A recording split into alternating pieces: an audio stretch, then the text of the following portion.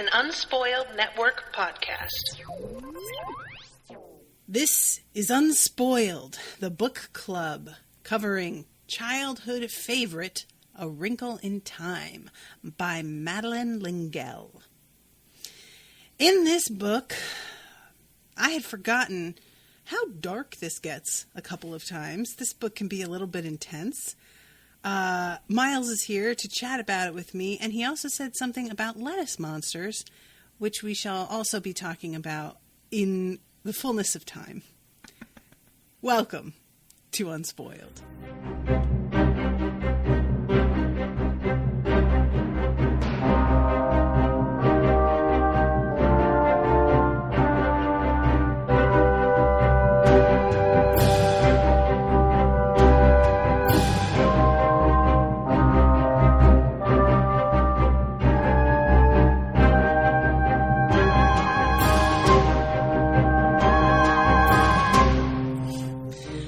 Welcome to the show, everybody. I am Natasha. I'm Miles. So, sir, the lettuce monster. The lettuce monster. You saw the movie. I did see the movie. I don't remember what you're talking about. Okay, so you know how in the book they go to Uriel and then Mrs. Whatsit is like, I'm going to turn into an angel now. Yes. She turns into a lettuce monster? She turns into like a lettuce dragon. Like, she turns into this weird, like, green leafy thing. How do I not remember this? Probably because you blocked it out because it was so dumb.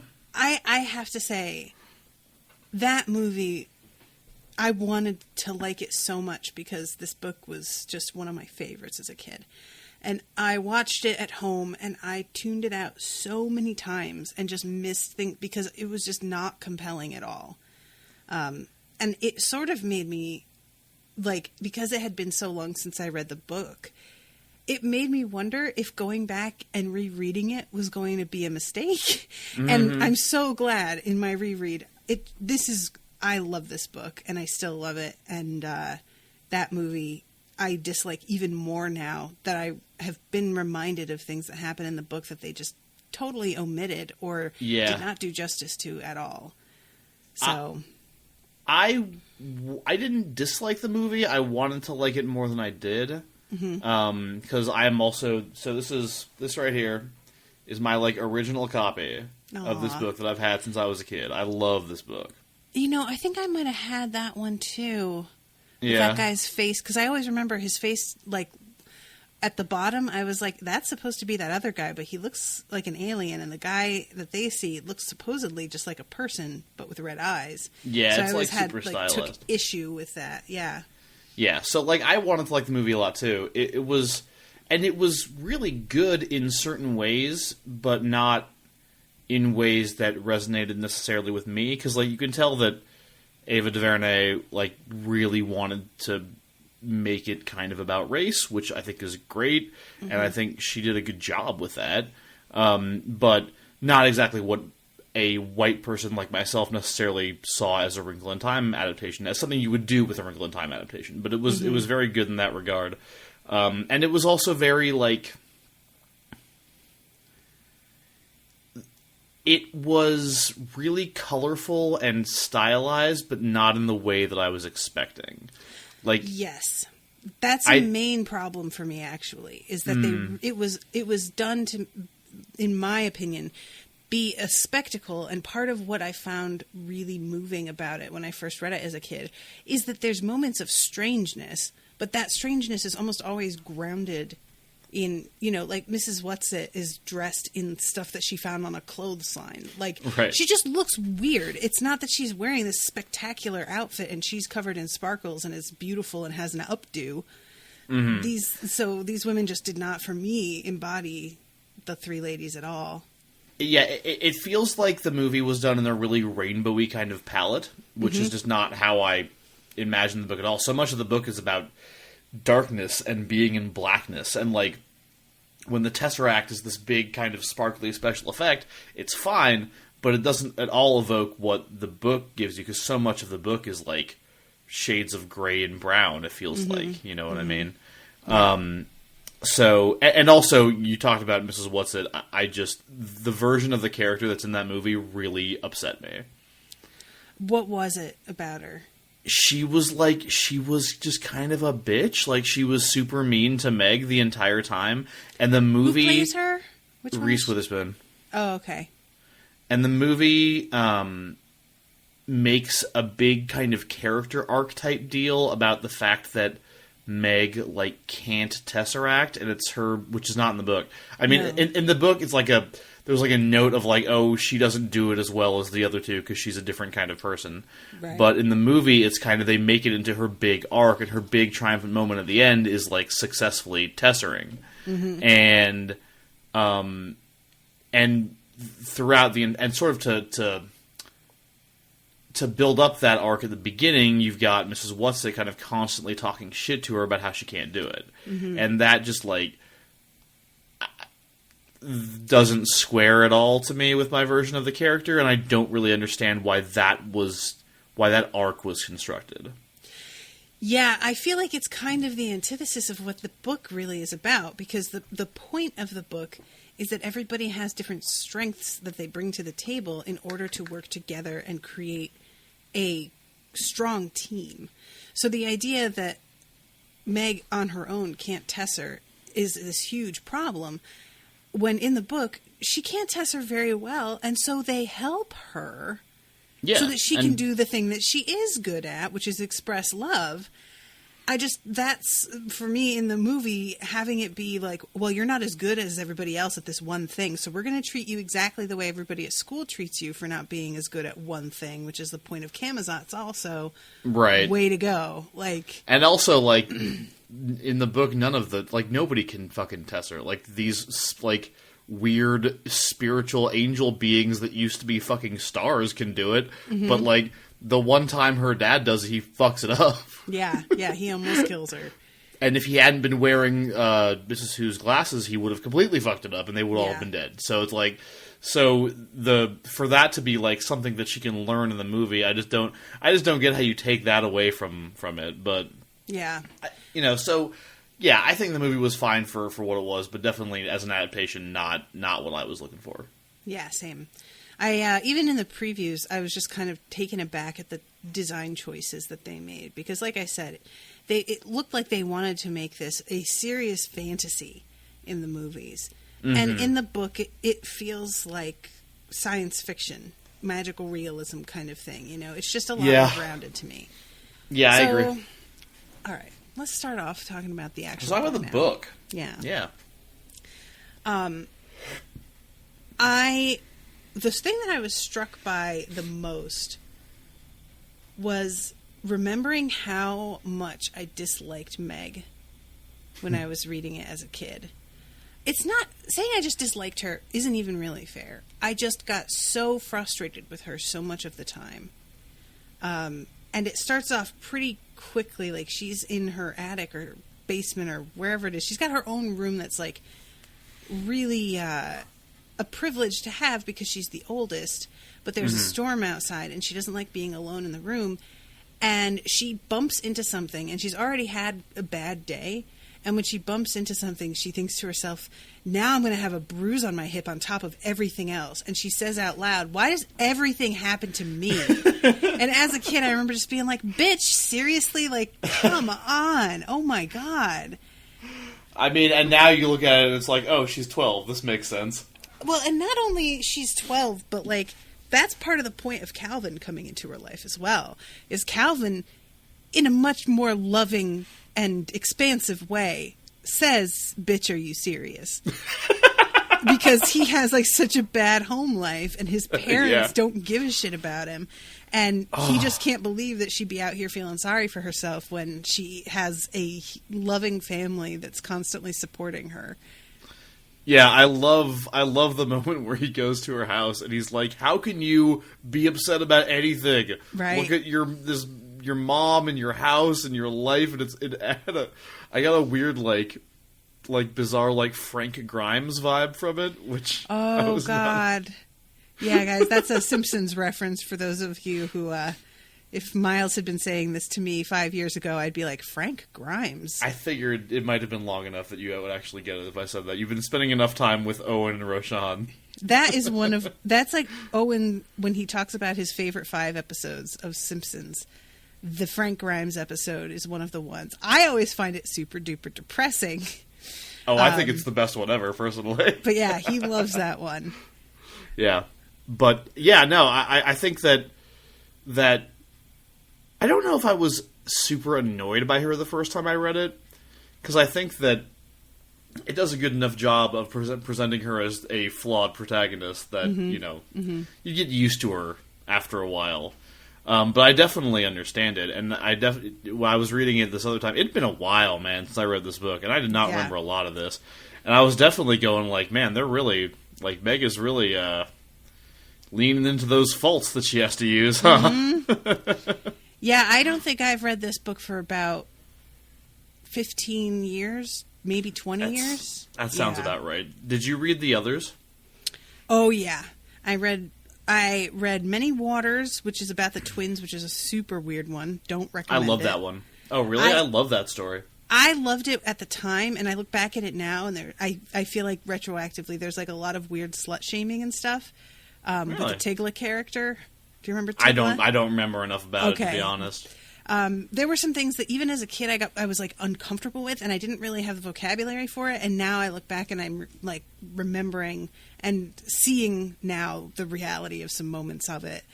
But Wind in the Door and Swiftly Tilting Planet, and there were others. I'm trying to remember all the names. Wind in the Door is the one where those are the only 4, I think. Are they? I'm pretty sure. Wind in the Door is the one with the cherubim, right? That comes specifically to Charles Wallace. Yeah, that's the one where they where like he gets sick and they have to go like inside him, right? Okay, so something like that. There's one additional one called An Acceptable Time. I never actually read that. Never read that either. That's about their daughter. That's about Megan Calvin's daughter. Oh, that's weird. Okay. Yeah. So, I wanted to ask you how you felt about the religious overtones, because this is part of what a lot of people have cited as being a problem for them, that they don't like the inclusion of all of that, and it makes it feel a lot like it makes it feel a little exclusionary in a way that they did not like. You made a face when I said that. What are you thinking? It's not that bad. It's there, but like, okay, so I should preface this. I have been known to enjoy Christian rock as long as as long as the lyrics are not like explicit, or not so explicit that I can't pretend they're actually talking about a girl or something. You know what I mean? Oh, I was in the middle of drinking. I didn't expect it to go in that direction. Okay, sure. I'm sorry.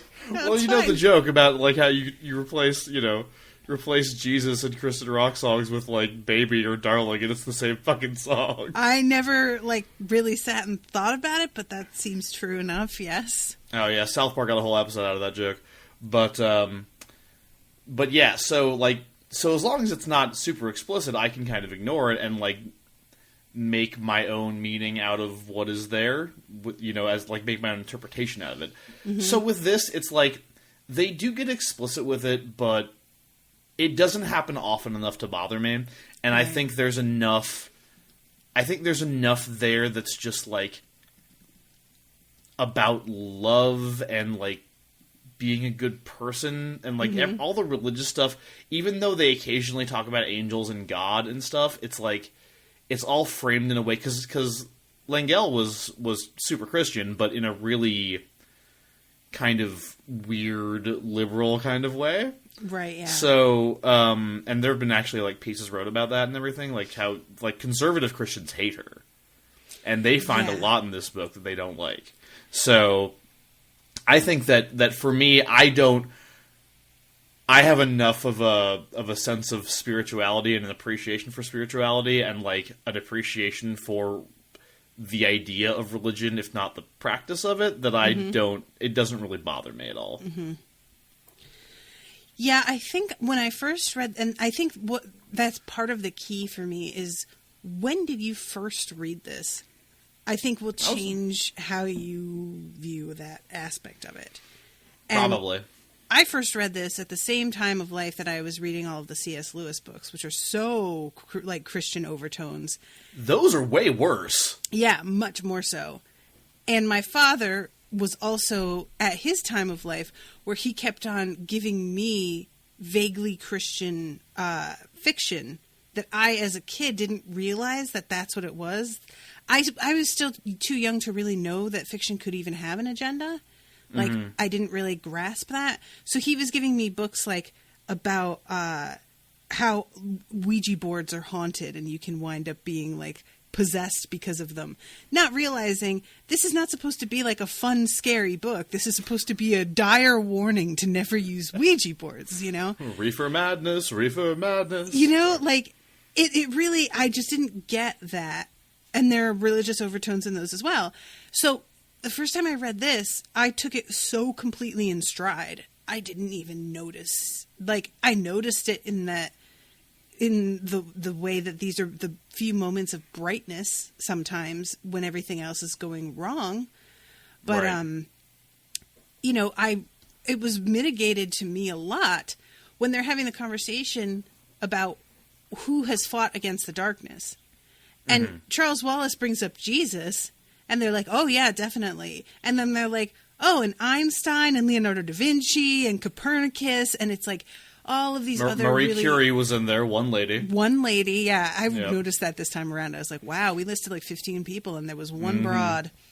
But it was treated as such that Jesus is not particularly outstanding in that. So for me, I found that surprising as a kid. The you know, them singing like a hymn or whatever it is, some weird like song of praise. I was like, yeah, well, you know, that's going to happen. But then when they talk about Jesus and he's mixed in with 10 other names as being important, I was like, oh, wow, Jesus is just like Leonardo da Vinci to y'all? All sure, right. And like, he's the first one they say, but they immediately like swamp him with scientists, and like artists and shit. I have a story for you about this actually, and I don't know if I've told this to you off the air before, but I'm not sure that I don't remember. I'm gonna tell it right now. So, I used to work in education. I was a teacher or an assistant teacher for like 10 years, and this one year I was working in a 5th and 6th grade classroom. And the teacher that I was supposed to work with had, like, some shit happen between her administration, and she was like, peace, y'all, I'm out. And so this other lady, who was a TA from another classroom, but had her teacher certification, was kind of called up to be the new teacher in this classroom, right? Okay. I don't know her that well, but she seems like a nice person, and, you know, whatever, we get along fine, and I have my little desk, and I do the things that TAs do, and she does her thing. And we covered Wrinkle in Time during that year, and the kids all read it, and she had a bunch of lessons prepared for it and everything. It was great. So we get to the part in the book where they start listing off all the names, and the exercise for the day for this part of Wrinkle in Time is, I mean, it makes kind of sense. Like, the teacher goes up to the blackboard, or the whiteboard, I guess, you know, and is like, all right, who do you think's on the side of good, who do you think's on the side of evil, and asks the kids to like name their names, and they all, you know, they fill up the sides and everything, right? And it's a fun exercise. They're saying, who do you think is on the side of light and humanity? And, you know, Hitler goes over here and shit like that. Even though that's not part of the book, but, you know, whatever. So then, after the kids are all done doing that, after all the suggestions are in, the teacher says, you know what, I think this is a really great list, guys, but I think we're missing 2 names from it. And I'm just going to write them over here on the light side. And these are names that the kids did not come up with. Since she writes Jesus, and she writes Moses. And I was like, that's fucked up. None of these children, and like, these children from religious families, some of them, none of these children mentioned either of these. And by the way, side note, if anyone who listens to the Twilight show, this is the same class that I had the whole interaction with the girls over Twilight with. Oh, okay, yeah. Yeah. So afterwards, I went up to her and I was like, What the fuck was that? Yeah, I was trying to be polite because, like, she's technically superior, but, like, I was like, I just think that was really kind of inappropriate because, like, they're, you know, like, the kids didn't mention them and they're, you know, they're not, like, they're, like, religious figures. Mm-hmm. And the teacher's like, oh, they're real. And I was like, what?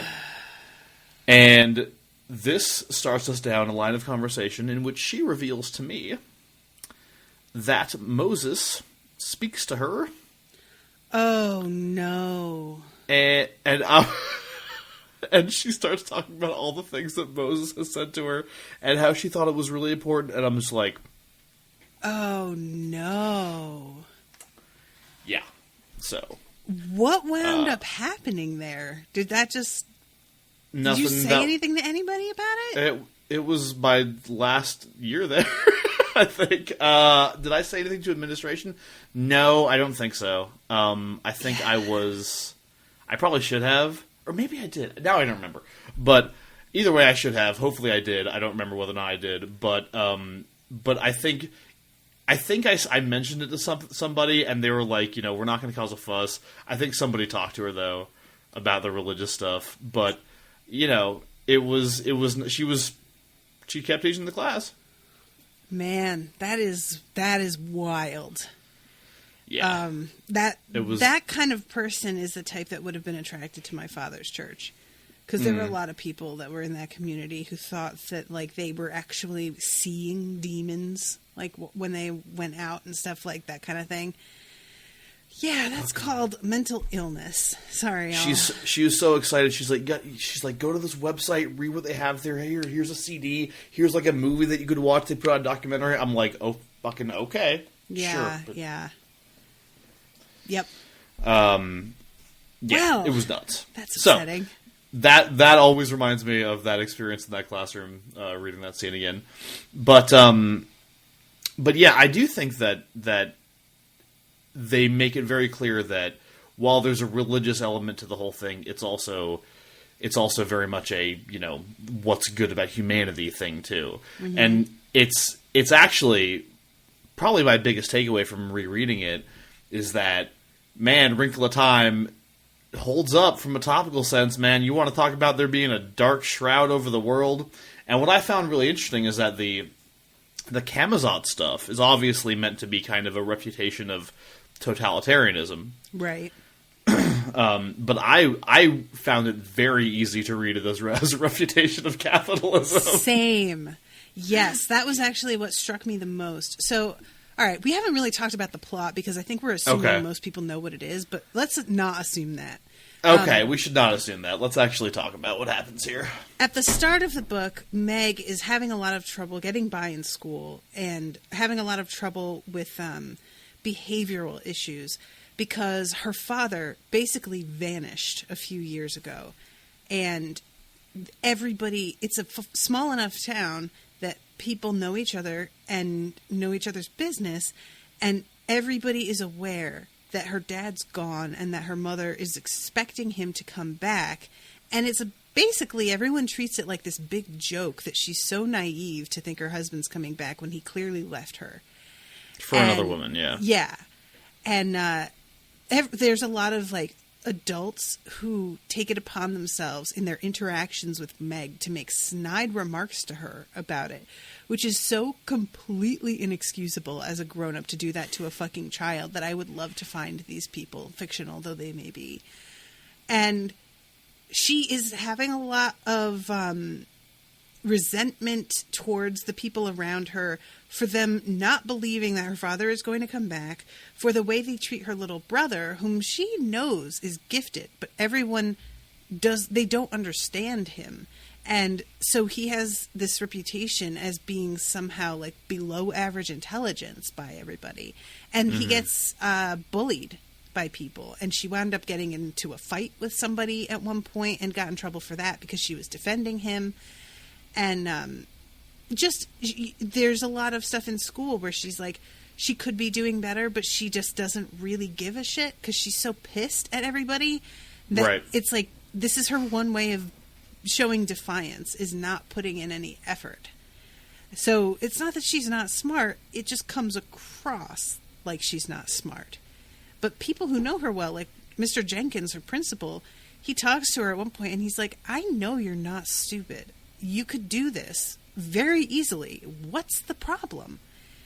And really what the problem is that she's having trouble concentrating. She's having trouble making this a priority in her life because she's so distracted. And it's, I thought, a pretty nice, like, depiction of a combination of grief and that weird limbo when you're waiting for something to happen and life is not settling. And how that can go on for years if you don't know what happened to somebody. Yeah, her principal also isn't exactly the most, like, he makes snide comments about her dad immediately after that, and then it's like, alright, well, you don't know what you're doing, clearly. Yeah. But yeah, she's just like, not only, and it's not just that she's worried about, like, where her father is.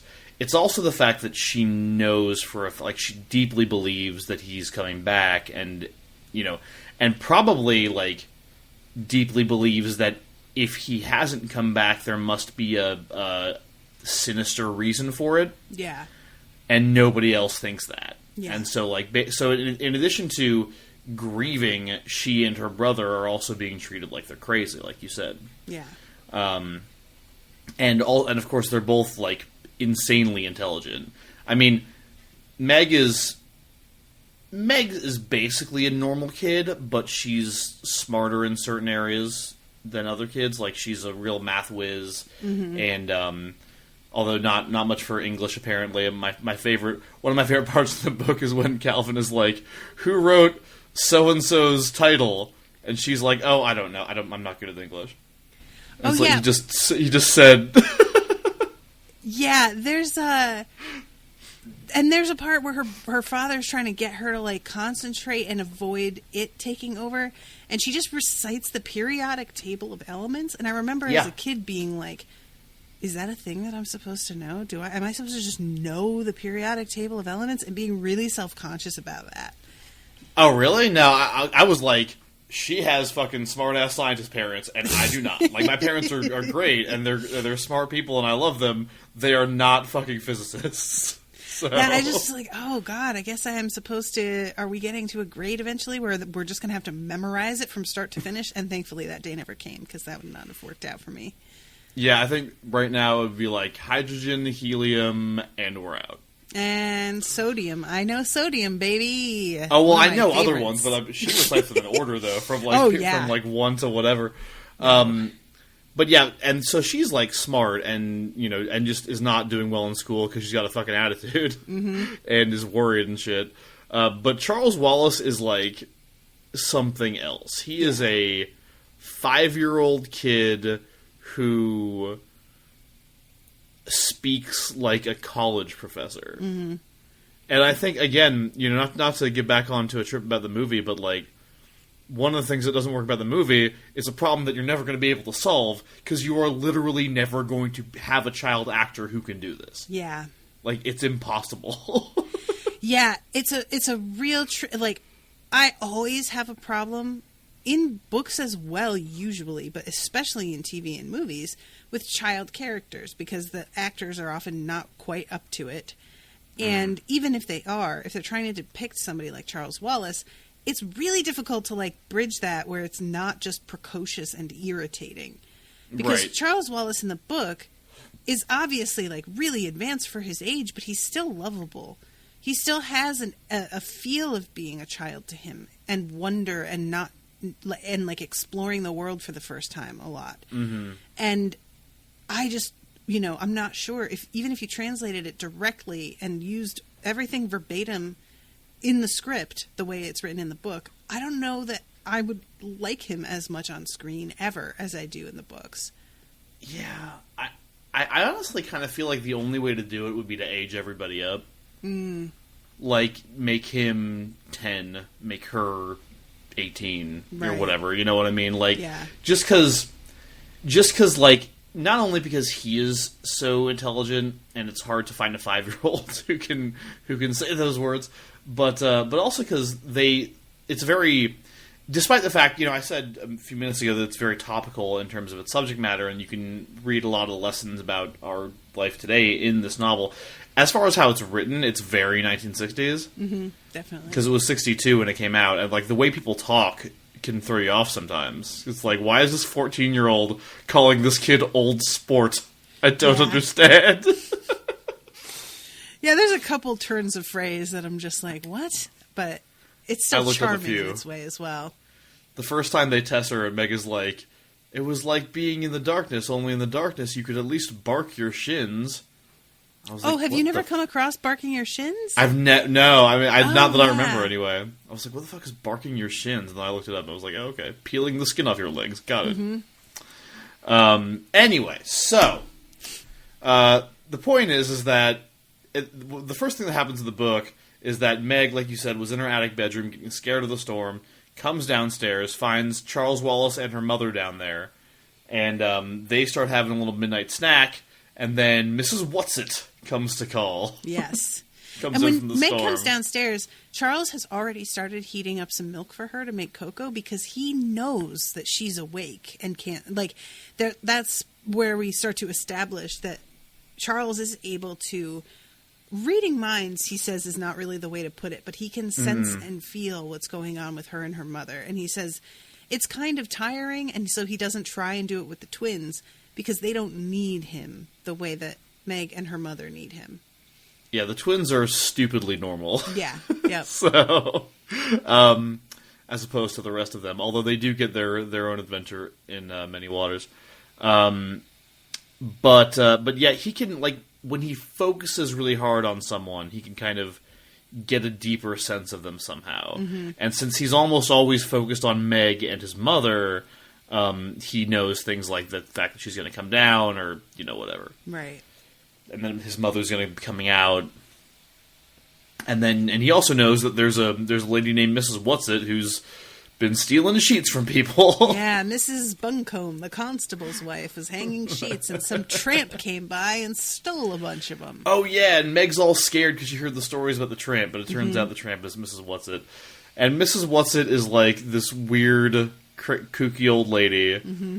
Again, nothing at all like Reese Witherspoon. Sorry, Ava DuVernay. She just kind of like acts all weird and eccentric and talks about the sheets, and everybody's kind of treating her like she's a doddery old kook who's just not basically worth their pity, essentially. Yeah, and perhaps mild interest. And she goes back out in the storm, and she tosses back, by the way, there is such a thing as a Tesseract at Meg's mom. And Meg's mom is like, qu'est-ce que c'est? Yeah, she goes white and like has to grip the edge of the table because she almost like loses the strength of her knees for a moment. Yeah. And Meg, it's mentioned a few times that Meg's mother really goes out of her way to hide her emotions from her kids. It's a big thing for her to not allow them to see when she's upset or scared. So the fact that she was totally unable to control herself in that moment really hammers home to them how big a deal it is that this woman said this to her. And and the way that Charles Wallace is talking to her, it's clear he's met her already. Like, he knows some of what she's about and knows that they're about to go on a kind of adventure, but he doesn't know enough to really share with Meg. And even if he did, I don't think that she would believe or comprehend it anyway. She thinks the whole encounter is a dream when she wakes up the next day. So yeah, probably. Yeah, right. And then they meet Calvin. Right. After school the next day, after the whole principal's office thing, they go to see Mrs. Whatsit. Are you all right? Yeah, I'm fine. You keep looking like you're about to sneeze or maybe throw up or burp or so. You have this expression on your face where you're like pulling away from the microphone, and I'm like, is he all right? It's alarming me, buddy. Just making sure everything is cool over there. No, I'm fine. Sometimes I have, like, I don't know, like a burp that I don't want to come out or something like that. Gotcha. It's been happening pretty consistently, so I'm just like making sure everything's cool. If you need to take a break, it's all right. No, I'm fine. Okay. The point is that Mrs. Whatsit and her two friends live in a haunted house that nobody goes to, right? Because obviously that way nobody bothers them, and they take great delight in like having like rats and shit around to scare people off. I love that. And so they go Charles Wallace and Meg go to see them, and they meet Calvin there, because Calvin is this 14-year-old boy who's super athletic and popular, and he just kind of like had a sense that he should go there today, which is a recurring thing with him. Calvin is an interesting kid. Yeah, I really like him. Mildly psychic. He says to Charles Wallace that he occasionally gets compulsions to do certain things or be certain places. Yeah, and we find out that he comes from a very large family, very poor family, abusive mother at least. His dad, I don't think we ever hear about. But he strikes up a conversation with Charles Wallace, and as they talk, they realize that they're essentially kindred spirits. Right. And this eventually leads to Calvin, like, coming home with them and basically being adopted into the family almost right away. Yeah, yep. And this is the kind of thing that I've always sort of, like, taken for granted in fiction, but I have never really stopped to think what that looks like in life. And Owen has a best friend who basically, like, came home with him after school every day and stayed until bedtime almost every day. So he had to go home to sleep, but it was not a good situation for him. And so he was always at the house, and they fed him and everything. And it's a similar situation. I didn't have any friends like that myself. I just didn't really have a lot of friends usually. Like, it wasn't like people didn't like me or anything, but I just didn't connect with people too well. And I still don't really. Like, setting aside a huge, network and community from the podcast, this is not really connection, so to speak, with everybody not in the involved same way. In the community. Yeah. But I really like that aspect of it, that Meg, like, needed somebody who was a peer to accept her and be there for her, and he needed a family, and they get to be that for each other, Yeah, and it's exactly because they have somebody that they're now letting in and letting see their true selves, and he has a place to be. I did have at least one friend like that growing up. My mom was similar in a way to Meg and Charles' mom, in that, like, if I had a friend that was over a lot, she was like, they're my son too, come on in, and one of my friends in particular, Blade was his real name. And that was his real name? It was his actual given name was Blade. Yeah, these parents need to have that child taken away. Nobody should do that to their kid. He was his parents were pretty poor. He didn't have much of a life, and my two parents, my mom was the one with money, so he hung out with her a lot, and not hung out with her, but like they were very close. She thought of him as a son and everything. He was over all the time, and as he aged, things became somewhat untenable with how frequently he started asking for money. But but still, the connection is there, and I definitely understand the feeling. Although in Calvin's case, it almost seems like he says that he loves his family, but they don't give a shit about him. Right. So, like, there's no real sense of loss in the book for his family. Because, they don't even know he's gone, really. Yeah. Yeah, it would probably be greeted with relief. You sort of imagine by his mother that he has found somewhere else to be and somewhere else to get fed, and that she doesn't have to worry about it. Yeah, and he's like really anxious to not like really revisit that. Like, there's the moment with the happy medium later where Meg's like, "Oh, show us Calvin's mom," and he's like, "Yeah, yeah." So this is when they all get recruited to go on this mission to save Meg's father. And basically they... Sorry. Oh, sorry. I was going to say, Calvin gets, like, preteen cock-blocked here. Preteen cock-blocked? Because he and Meg are having a moment when they go away. Oh, they're that's true. They're out in the backyard, like, having a moment. Yeah. And Charles is like, "I'm so sorry to interrupt, but we gotta go." Yeah, because he just sits with her for a minute and, like, asks her, you know, have you ever just, like, cried about this? Because it's really clear that you're super upset. And every time I start to mention anything, you get angry and jump up and start to walk away. And I feel like you need to, like, face what you're feeling about this. And it's a really insightful moment from him. Like, I just really love the establishment of Calvin in this manner, so that when later on they're like, well, your strength is communication. I'm like, yes, it is. That's awesome. Calvin's great. I love him as a character. Yeah, right? He's just delightful. Yeah. So what follows is a sequence of weird jumps to different places. So we get a little bit of like a mini tour of the universe and what's possible out there. Including a 2-dimensional planet in which they are all flattened, which I had always found amazing as a kid. I forgot that part, and then when I read it again, I was mad that we didn't get it in the movie. I was like, oh my god, what a great opportunity. It could have looked really crazy. Have just like words across the screen instead of speaking. It's a 2-dimensional planet. Oh, it would have been so good. I love that too, because the Mrs. W's, as they call them, Mrs. Who, Mrs. What's-It, and Mrs. Which, take them accidentally to the 2-dimensional planet. They're like, oh shit, I'm so sorry. Right, yeah. You can't function here.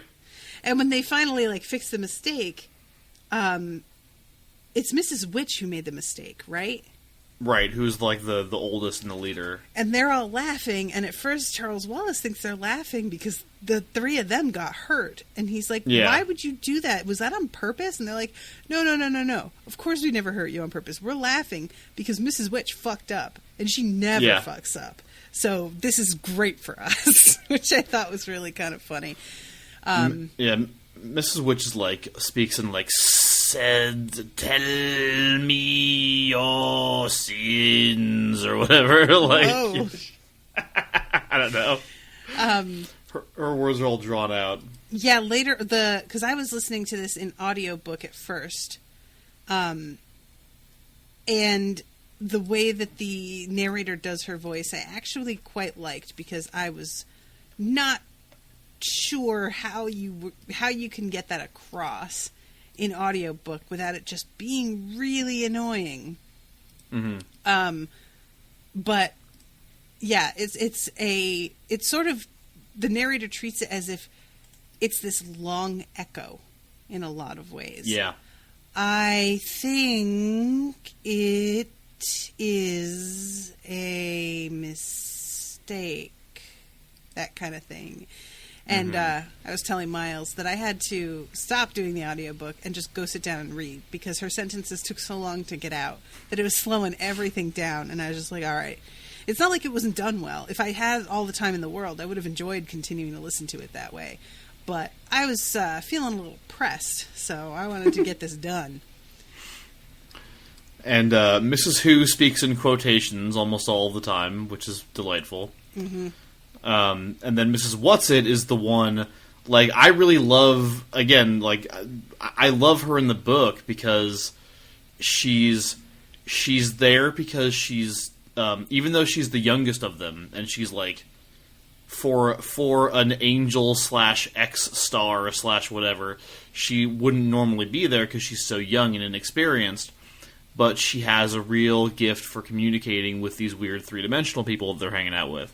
So she really is, like, her function in the story is to serve as the connection between humanity and, like, whatever the higher plane or the higher beings are. Right. And that's one of the reasons why I was so offended in the movie when they went that direction, just because, like, I'm like, no, she's a really important character. You can't just fuck her up and give her lines to Oprah, y'all. Like, you just can't do that. Yeah. Agreed. I'm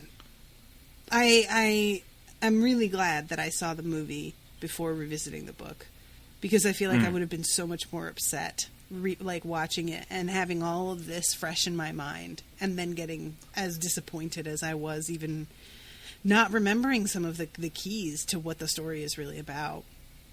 It was so funny because I was like, when you asked me to do this, I was like, well, you know, should I reread the book? I mean, I saw the movie really recently, so I know the story. And I was like, no, I should reread it. Yeah, definitely. And I was so glad I did. And the main thing that they take them to see is the black thing, is what they keep calling it. The black thing. And it is this sort of creeping cloud of shadow and nothing and dark that is really cold and gives off this feeling of hopelessness and evil. And what that is something that is attempting to take over their planet. And the planet is putting up a fight. But it's not unheard of for planets to just give in and be taken by this thing. Yeah. And go ahead. And the war against it is unending and eternal. Right.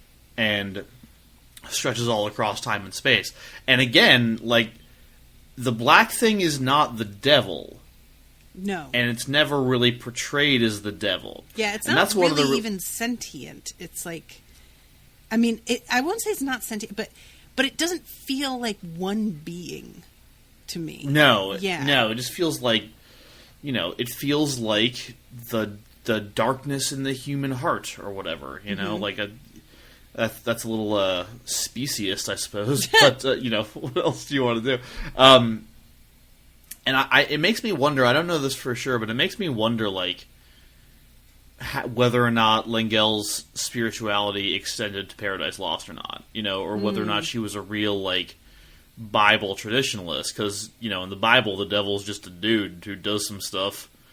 And he's not really important. Just a dude who does some stuff. He's not really important. He's an extremely minor character, and like hell, they don't really talk about like none of the bad shit is really in there. We got Hugabug says I always thought of it as concentrated entropy as the black thing. It's an interesting interpretation. But yeah, I don't know. I'm just like, again, I don't feel like, to the extent that the book has a Christian message, it feels like a really, like, it's not a half-assed Christian message. It's like the Christian message like you would want Christians to practice and believe, right. And not what they actually practice and believe. Yeah. I'm going to read this description of it because I really enjoy this. Because they're looking in one direction, and Meg is like, "Oh my God, this is beautiful," and then Mrs. Whatsit is like, "Now we're gonna turn around," and Meg is like, "Oh shit, why'd you say it like that, though?" And they do, and at first they don't see anything, and it says, "Then above the clouds which encircled the mountain, she seemed to see a shadow, a faint thing of darkness so far off that she was scarcely sure she was really seeing it." Charles Wallace said, "What's that?" "That sort of shadow out there," Calvin gestured. "What is it? I don't like it." "Watch," Mrs. Whatsit commanded. It was a shadow, nothing but a shadow. It was not even as tangible as a cloud. Was it cast by something, or was it a thing in itself? The sky darkened.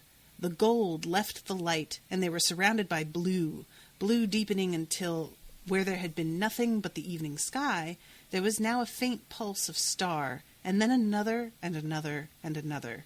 There were more stars than Meg had ever seen before. Oh, somebody's trying to call me. Get the hell out of here. "The atmosphere is so thin here," Mrs. Whatsit said, as though in answer to her unasked question, "that it does not obscure your vision as it would at home. Now look. Look straight ahead." Meg looked. The dark shadow was still there. It had not lessened or dispersed with the coming of night. And where the shadow was, the stars were not visible. What could there be about a shadow that was so terrible that she knew there had never been before or ever would be again anything that would chill her with a fear that was beyond shuddering, beyond crying or screaming, beyond the possibility of comfort? Meg's hand holding the blossoms slowly dropped, and it seemed as though a knife gashed through her lungs. And she drops this flower that she's meant to be using to breathe and almost passes out, and her face falls down into the flower and revives her, and she looks up, and it's still there. And Calvin is kind of shaking. He like is holding her and trying to comfort her, but she can feel that he's flipping out a little bit. And he turns away and says, "Make it go away, please. It's evil. I do not like this." and they travel away from it. And immediately, Charles Wallace is just like, Mrs. Who, Mrs. What's going on? And Meg seems to already know. And she says, "Is that what my father is fighting?" And Mrs. Witch says, "Yes, he is behind the darkness so that even we cannot see him." Which is a real fucking scary sentence. Yeah. You know, like, that as a kid, I was just like, what? That's not fair. Y'all are super powered. Yeah. It's almost as terrifying as the idea of chapters ending in the middle of scenes, but, hey, it's fun. Yeah, isn't that weird? There's a so lot weird. of books that I've been reading lately that I've noticed what strange points they decide to take a break at. And I'm always like, especially the ABC mysteries, the ones with Kinsey Milhone by, what's-her-face? She always ends in these weird spots, and all of a sudden the narrator's like, chapter 20, and I'm like, what? Chapter 26? That ended there? And yeah, this was definitely a moment like that for me. There's the great, the Happy Medium chapter. The chapter that's called The Happy Medium starts well after they meet the Happy Medium, and then, continues long after they leave. So it's really weird to me. Yeah, that is weird, huh? I wonder if they were broken into chapters by somebody else. If maybe she didn't write them that way. Or maybe just, she probably just wrote the way the story goes, there's no real linear break in time. Mm-hmm. Because it's all from Meg's perspective, and it's all event. There's no, right. She falls unconscious at one point, I think, but beyond that, we pick up immediately after she wakes up.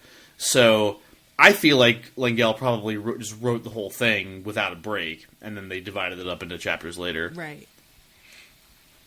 Yet the other thing that I just wanted to mention, I can't find it in the book right now, but there's a really interesting thing about Mrs. Whatsit that comes in here, because the scene we're talking about is when they're on Uriel, and she has changed into her rainbow winged centaur form, mm-hmm. and there's a little bit in here about faith. Yeah, and because they hear the other centaur things singing. Right. And there's a whole thing about how Calvin and Charles Wallace helps Mrs. Whatsit translate their song, and it's essentially a prayer to the Lord. Right. And there's a weird moment where Mrs. Whatsit is talking about it, and Meg picks up a sliver of doubt. Mm. And then later, Mrs. Witch asks Mrs. Whatsit, "Are you losing faith?" And she's like, "No." And Meg is like, "Are you though?" Yeah, I totally and it's never really. That. It doesn't really come up again, but I thought it's really interesting that she took the time to say, "Hey, so these celestial beings, just so you know, they also doubt. Yeah, they're not perfect." Mm-hmm. And again, we get repeated hints that they're not perfect and they can't do whatever because they can't see behind the darkness and they can't do a lot of stuff over the course of the story. Right. But behind the darkness is where their dad is. Right. So they gotta go there. So I feel like we can kind of skip the happy medium like we kind of did. Yeah. We talked about that, right? She just helps them to see things from afar. So they see that Earth is being threatened by the shadow. That's when we see Calvin's mom. We get to see Meg's mom, and she's letting herself be sad in a way that she never lets her kids see. So they're meant to be moments of comfort of seeing their moms, but it is the opposite. They both for Meg it works because it makes her angry. And Mm-hmm. Yeah. as she puts it, when I'm mad, I don't have the room to be afraid. But there's sorry. I'm interrupting you. You started to talk, but then you stopped. So I was waiting for you to. There's the two things that I would take from this are, one, I really like the fact that when they see Earth with the shadow around it, Meg is like, holy shit, did that just show up while we were gone? Yeah. And there's like, no, dude, that's always been there. Yeah. Or that's been there for a long time. Yep. And that, again, that reminds me a lot of the stuff we're seeing right now, where, like, it's a constant reminder, hey, just so you know, like, things are bad right now, but they were also bad before. And, like, don't forget that they were bad before. And then also, tying into what's happening right now, the quote about, you know, hold on to your anger, little Meg. You will need all your anger now. Oh, so that good. shit has been that's been going around lately, and I think it's a really important thing. Hi, Agnes. I think it's a really important thing, like, to keep a hold of that anger. Mm-hmm. But I also think it's important to remember that that's not what wins it in the end. I'm not sure I agree with that. But we've kind of had this conversation before, so I won't go down that road again. But I think anger is as much a part of what wins things as anything. I don't think that's all you need, but I definitely think that it's something that we are taught in society, that it's really not civilized and that we need to learn to, like, control it. And sometimes it's there because it's necessary, and that is what pushes us to make a change that we wouldn't have otherwise. I think you can win with love and anger. I just don't think you can win with anger without love. I think that anger, the kind of anger we're experiencing, comes from a place of love. Sure. I think that's where it's what it's, you know, has its origins in. And hi, Agnes. So we're mostly in agreement in this regard. It's just, you know. Yeah. We've had this conversation before.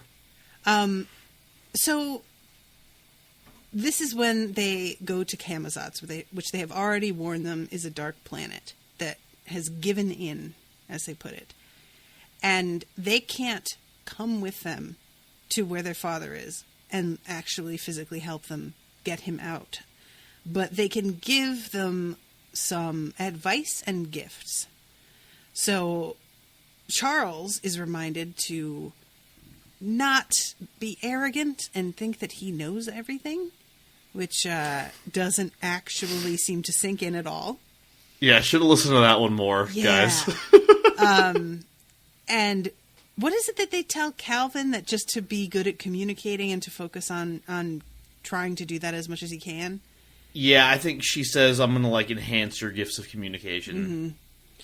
And Meg, they tell her to have her faults at the forefront, the things that she normally is told to put in the back seat, and so that she can function from day to day, are going to be her weapons here. Mm-hmm. And then Mrs. Whatsit gives Meg her glasses and tells her... Mrs. Who. Who, sorry. Tells her that these are only to be used in a moment of extremity. Like, don't try and just put these on whenever. So Meg puts those in her pocket, and those come into play later. And this is... Sorry, go ahead. No, you go. I was just going to say, this is when when we were watching the trailer, the moment where the kids are bouncing the balls outside and all the mothers come out, that was the one part of the movie that I felt like they nailed. I was like, I really agree. That was so well done, and they really captured the spookiness of it. I think because there was no backing track or music or anything. All you hear is the balls bouncing and the doors opening and the women calling out at the same time, and it's just so unnerving. Yeah, it's really creepy. They do a great job. As a little kid, the hair on my arms went up whenever I would read this part. It freaked me out really bad.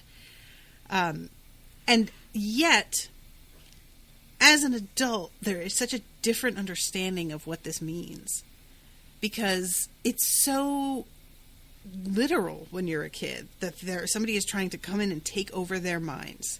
Right? Mm-hmm. And force them to behave in a certain way, and conditioning them and punishing them if they don't.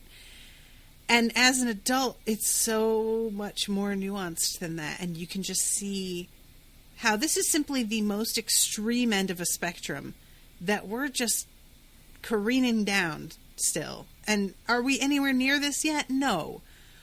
But the implications of it are all over the place, and the idea that we all need to conform to this very narrow idea of what's acceptable as a society, and anyone straying outside of that is somehow to be feared and controlled, is something that I just have a very different reaction to now than I did as a kid. As a kid, it felt like a scary story.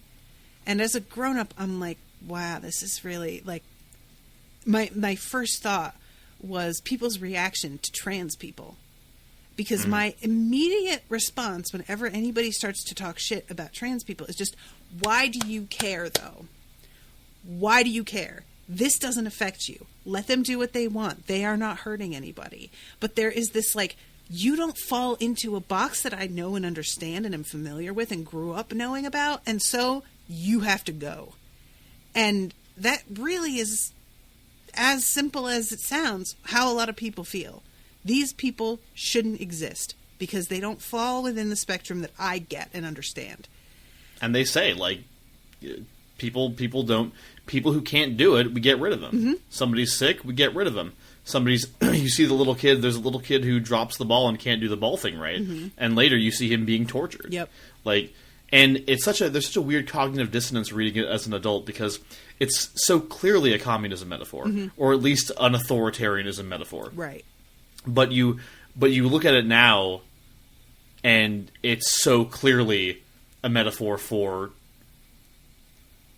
the social expectations under which we live, and like the weird fucking like state of normality that is attempted to be enforced on us by a very small group of people. It's like it's the metaphor is clearly meant to be like the commie hive mind, right? Don't think, just do what you're told. Like, we will assign you everything, and we will do all your thinking for you. You know, we absolve you of all responsibility. Just give yourself up to the state, right? You know, but now it screams to me of being a metaphor of, we are the elite. We will tell you how to live, and you know, we want what's best for you. We have only your best interests at heart. You know, please keep giving your power to us because we know how best to use it, and we know how best to keep you safe and keep you happy.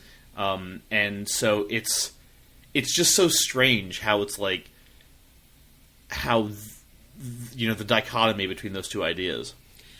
Yeah, and I think for me it feels like, what if we took what so many people think of as the good old days and tradition and family values, and we made that an absolute compulsion, and that would make a lot of people feel really comfortable.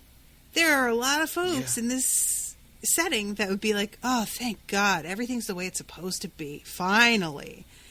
And how alarming it is to read, because I think that was part of it as well as a kid, was I couldn't imagine people being happy in this. I imagined everybody who was partaking in this had really been forced into it and was forced to pretend that they were happier this way. And now as an adult, I'm like, no, there are people who would be genuinely happier that way. That is what they actually want. And, it's real scary. And the book makes it real clear that there's a real, like, there is an upside to giving up. Like you know, her dad talks about it later when they find him. He's like, I was real close to being like, why am I fighting this again? Yeah. You know, why this is, it is such a huge, powerful, like, undefeatable force. Like, why am I even bothering to fight this again? Yeah. And,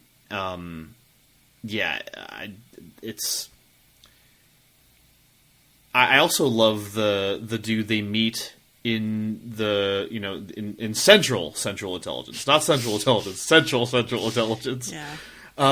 They meet this weird dude there who's like, you know, you kids seem alright, but you're kind of odd, and, you know, I'd like to help you and everything, but honestly, I deviated once and they tortured the shit out of me, and I don't want to go through that again, so I'm going to report you. No offense. Yeah. It'll be fine. It'll be fine. I love when he goes to get his little form in order to report them, and he's like, shit, I'm almost out of these forms. I've been reporting a lot of people lately. My bad. I'm going to have to get more of these. It's so good. And the description, like, this is, again, going back to the design in the movie, the description of this place is supposed to be incredibly, like, parochial. Like, it's really gray business charnel house sort of like, but in the capitalist way, right? Like where everything is just incredibly efficient and like the design of everything is purely functional and nothing is there to look nice. We don't care about that. It is simply what it needs to be. And that was another thing that I was frustrated by in the movie. They want this whole place. There's this whole scene where they're on the beach, like with a bunch of people, like playing in the surf and that's where they meet the guy with the red eyes. That's where they meet the man with the red eyes. And that just is so completely outside of the tone of this whole thing. I totally forgot about that. Yeah, it's just really weird to me. So they meet him, and I imagine this whole room that they go into, that they finally, there's all these machines with ticker tape and stuff, but now the imagery is like a server farm to me. There's just like all these glowing towers with data like going up, and I thought of that too. And this guy is sitting at the end, and they have to walk a really long way before they even get to him. And as soon as they do, there's a real vibe that he's a bad dude. There's just like this like unfriendly, like black thing sort of feeling coming off him. And he also has red eyes, by the way, little thing. Right. And when he speaks, he does not have to open his mouth. He just directly imposes his thoughts into their heads. And again, the guy that plays the man with the red eyes in the movie is wacky looking. He falls well outside the norm of what we would think here is how a businessman would look. But that's the point in the book. He is ordinary. He is supposed to look like the ideal of what a man in business is supposed to look like. Just very put together and very ordinary. And it frustrated the hell out of me that he has this weirdo sideburn mustache thing with these like, this, he looks like somebody out of the Hunger Games, basically. And it's just so not in the spirit of what this scene is supposed to be to me.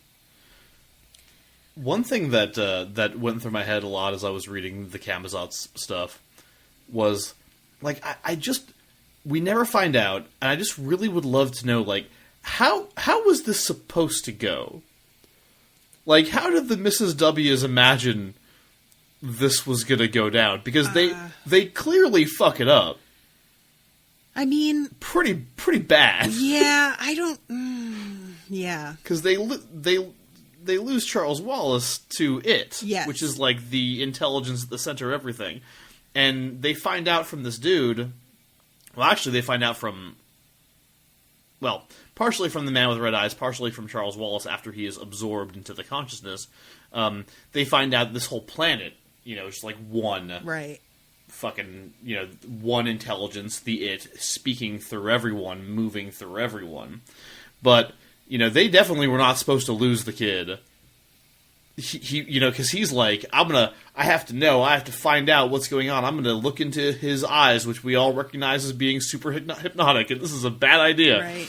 And Meg's like, this is a bad idea. Calvin, tell him it's a bad idea. And Calvin's like, I don't know, it might be a good idea. And Meg's like, God damn it. Yeah, I guess that's like kind of the point of the Mrs. W's though, is they'll like lead you to the situation, but that's as much as they can do. They can be like, here's where you need to go, and as far as what you need to do, we can't help you. Like, we can give you some advice, and she even gives her the glasses which enable Meg to get her dad out, which is like pretty, like, there's no way Meg could have done that without their help. Which is one of the reasons that I feel like they had like a plan. Maybe not like a step-by-step plan, but they were like, all right, at some point you're going to need these. At some point you're going to need your faults. Like, we can't tell you, figure it out, though. Yeah, I wonder about that. Because I guess I've always sort of thought, and there's no evidence for this, that those glasses could have done a variety of things. It wasn't that they just were meant to, like, make atoms move apart. It's just what Meg needed in the moment that she chose to put them on, and that's what they did. But maybe that is specifically what they were for. I guess we'll never know. I kind of feel like they were meant to, like, if I was the Mrs. W's, what I might have expected is that they go in, they're clearly different. The man with the red eyes is like, "Come to me," and they're like, "No, fuck you," because Meg is like, her whole thing is that she's stubborn and she's like will plant her foot in the ground and be like, "No, screw you, buddy." Yeah, which I love about her. I love it so much. And so then they get like imprisoned, but they have the glasses so they can get out of their prison, and now they can go find Dad, and then maybe the glasses help him test her, and we're good. And Charles Wallace being like, "No, this is going to be totally fine. I'm gonna stare into this guy's eyes, and it's going to be okay." Really, really threw a damn wrench in the gears because again, me as an adult, I'm sitting there thinking, guys, just go to prison. Just like let them lock you up. That's where you want to be. Yeah. Huh. Well. But maybe I could be wrong about that too. So. I don't know. Yeah, I'd be interested in hearing from people what they thought or how they saw this, like the involvement of the Mrs. W's, and whether you thought that they knew everything that happened was going to happen. Because, I mean, later on, Calvin asks if the happy medium knew what was going to happen with such and such. And that is when, I think that's Mrs. Who says something about how, or maybe it's Mrs. Whatsit, because Mrs. Who only speaks in quotations a lot of the time. Almost always, yeah. But she says something about how life is if we knew what was going to happen, that would make us no better than Camazotz, because we'd just be wandering around doing the exact thing that had been planned out for us. And that doesn't give us any sort of free will. And that's when she compares life to being like a sonnet. There's strict rules. Which is amazing. Yeah, I love that comparison. Yeah. And just that, that you have to stay within these parameters. But once, if you are, able to do that, you can say whatever you want. And so I kind of feel like they didn't know precisely what was going to happen. The advice that they gave was simply good advice for life for these particular people. And that they were reminding them, these are your strengths. Each of you has very different strengths. And try not to force yourself into the hole that was meant for somebody else, and that's what's going to make you all work together the best. One thing that I found really interesting is that when Mrs. Who gives Meg the glasses, she says, "Do not use them except as a last resort. Save them for the final moment of peril." Right. Yes. Which I don't really feel like she did. Like a final moment of peril. Not exactly what I was thinking of when she actually uses the glasses to go see her dad. But I always felt that way myself. Yeah. But I could totally see that coming to her mind if they had just been imprisoned, or if they had found the dad and were like, "Holy shit, we have to get out of here." Mm-hmm. Let's fucking test her, So yeah, because that's what keeps them from being killed or wandering to the wrong planets and whatever is her glasses. So maybe that was what it was. Final moment of peril is just that way you can get off the planet and not die. Yeah. Yeah. But it does, like you said, they would not have been able to free Dad without those. So, but aside from that, I think you're right. I wanted to mention too, because we've jumped ahead to the man with the red eyes and getting to his dad and everything. But when they're still in the town area and they have recovered this ball that the kid dropped and go and return it, and this mother is really trying to act like, my kid would never drop a ball. What do you even mean? And then the kid had an aberration in 3 years. Yeah, and the kid darts forward and grabs it, and the mother's like, "Fuck," and just closes the door in their face. Yeah. Once they are away from there, they run into the paper boy, who is throwing papers to the exact same spot on every doorstep with perfect arc that's identical every time. Yeah, same throw. Yeah. And they stop him and are trying to get him to tell them where they are, what's going on. And he starts to clearly quote from the manual, is what he calls it. Yeah. And and this is really when I was like, oh, capitalism. "Are you examiners?" the boy asked a little anxiously. "Everybody knows our city has the best central intelligence center on the planet. Our production levels are the highest. Our factories never close. Our machines never stop rolling. Added to this, we have 5 poets, 1 musician, 3 artists, 6 sculptors, all perfectly channeled. We are the most oriented city on the planet." This is like peak capitalism. We have factories that never stop rolling. We have the highest productivity of anywhere. Yeah. Just... And it's competitive in a way that you wouldn't expect from a totalitarian or communist metaphor, because they're like, oh, we're better than the other cities. We have the most efficiency, which, you know, kind of seems to... Why would you want that? Like, why does that matter to you? You know? Yeah. Yeah, totally. And not only that, but the phrase, we are the most oriented. Yes. Which, you know, I feel like implies that they're harder on everybody. Is that what you got from it? Because I think of it like orientation as being like introduced to a system, and that they're just like, oh, we make sure to reprogram everybody really frequently. Yeah, I definitely got that from it, and I also just the word I associate with like straight orientation camps or whatever. You know, like, you know, we're going to orient you. We are going to. You have proven yourself to be different. That's a problem, and so come to this place where we will help you. You know, we'll reorient you. We'll get you back in line with society. Yeah, it's creepy as hell. And then it's it's actually scary. Yeah, it ends with him being like, "What are you doing here?" And Charles is like, "Are you supposed to ask questions?" And the kid's like, "Fuck," and sort of, no, you're right. Yeah, and he backs off and he says, "I must continue my route now, or I will have to talk my timing into the explainer." Such a great line. He works in retail, everybody. We all know. Yep. We have had to talk our timing into the explainer many a time.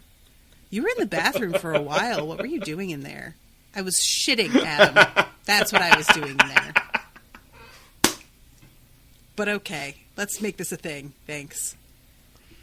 I mean, I was also getting stoned because I can't stand to work at this job while sober, but I was also shitting. Well, and that's like, they'll be like, were you playing a game on your phone? Yes, while I was shitting. I wasn't in there just to play a game. Like, I don't go to the bathroom because I'm so addicted to my phone game that I have to take breaks in order to satisfy the craving in the bathroom. Like, no. There's just, yeah. Although, man, number of times I've gone to the bathroom just, like, couldn't fucking take it there for another minute, and I needed the second to just, like, breathe.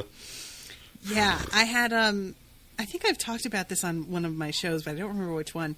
When I was working in Philadelphia, there was first the place that Rashawn worked, and that's where we met. And then they laid me off because they were closing that cafe. But in the same building was a cafeteria, a lower floor. And they had heard that everybody was really bummed I was being laid off. And they approached me and they were like, do you want to work for us? It's the same building and we'll pay you the same. And I was like, okay. Well, it was the worst job I ever had. And at one point I was so angry that I was that kind of anger where you're shaking and you almost want to cry. And to cool off, I went back into the walk-in cooler. Actually, it was the walk-in freezer. And punched the wall. And just like this, like, because I was so angry. And I got it out, and I came out and onto the floor, and everybody was standing stock still looking around. Oh, fuck. And I was like, my coworker, Nicole, I was like, what's going on? Why is everybody... And she was like, did you hear that? And I was like, oh, fuck. And I was just like, hear what?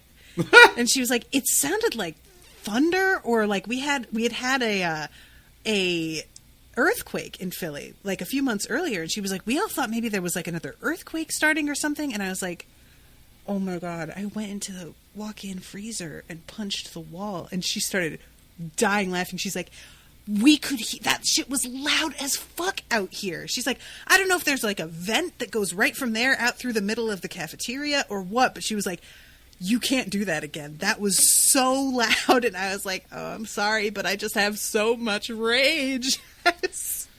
Do that again, you're gonna have to talk your timing into the explainer. I would. Oh. Yeah. That's great. Retail's That's great. terrible. I love it. Yeah. We need to have some unions for retail, but that's never going to happen. Have some unions for everything. Yeah, that's true. So this dude with the red eyes is like really entertained by Charles Wallace, and he doesn't, like, he finds Meg mildly amusing as well, but Charles Wallace is much more aware, and he says something about how he wants to talk to him in a more intimate way. And Meg is like, no, I will do that. And he's like, yeah, no, you definitely can't handle it. This is going to be too much for your neurons. Like, you're not complex he's like, your enough. brain would explode. Yeah. And I was like, oh, that's really interesting. And this is like one of the first times that we hear that Charles Wallace is just built differently. You know? He's not just like some sort of... He hasn't just advanced by accident. He has something new going on in his body. Yeah, and it's interesting because, you know, they've been talking about this sort of, like, or we're, like, referring to it from the beginning of the book. And the way it seems like it is Charles, like, because Charles and Calvin are kind of the same, but Charles is like whatever that is, but way more. Because Calvin, he can't speak into Calvin's mind. He can't do that kind of communication with Calvin either, because he's also like Calvin's brain would explode. So Charles, you know, whatever like weird psychic abilities that he and Calvin kind of have in common, he's on a whole other level. Yeah. And basically, he doesn't care about Meg. The man with the red eyes doesn't care about Meg or Calvin until Meg kind of starts to amuse him by being pissy. And he basically just wants, like, Charles Wallace, because Charles Wallace is, you know, capable of really, really entering and, like, understanding. Yeah. Which he does. And this, like, conversation I found really fascinating, because he's trying at first to sort of hypnotize them by reciting the multiplication table. And they're using various methods to try and fight it, and Meg just winds up screaming, "Father." And he's like, "Oh, good, you passed the test." And Charles Wallace is like, "You didn't think we were going to fail that simple shit, did you?" And he says, "Well, I hoped not, but you're very young and very impressionable, and the younger the better, my little man. The younger the better." And I was like, oh, when I read that, it just freaked me out so bad. Yeah, that gave me a chill, too. I was like, yeah, for real. Get them when they're young. And then she's like, "Well, we want our dad." And he's like, "Yeah, why?" And Meg's like, "Do you have a father? You don't want him for a reason. You want him because he's your father." And he clearly is just like, "No, that doesn't make any sense to me." Well, it's interesting, too, because, like, this is obviously it talking. And we don't... Again, like, one thing I love about the story is that we don't know what it is. No. Like, it's not important. Yeah. It's not part of the story. It's just does it have a father? Probably not. It's a brain. Yeah. But, you know, whatever it had before, it is clearly, like, expanded beyond any understanding of that. And it's also interesting to wonder, because it and the black thing are not synonymous. Right. But I don't know if... Like, I wonder if it is unique to Camazotz, because we know it's all over Camazotz. But, like, does every planet that falls to the darkness get an it there? I kind of feel like it doesn't. I kind of feel like it just gets whatever it gets. Yeah. But whatever it gets is terrible. Yeah, I was actually thinking about the logistics of this as well, because that's, like, my favorite thing. And just how... Because at one point, the guy that they're talking to when they first arrive... he says, "I run a #1 spelling machine on the 2nd grade level." "But what are you doing here now?" Charles Wallace asked. "I'm here to report that one of my letters is jamming, and until it can be properly oiled by an F-grade oiler, there is danger of jammed minds." And so what the implication is there for me is that it is somehow, like, tapped into everybody's brains, at least a little. And that these machines are an extension of it as well. Like, when they walk through this server farm, those are all the connections to the citizens of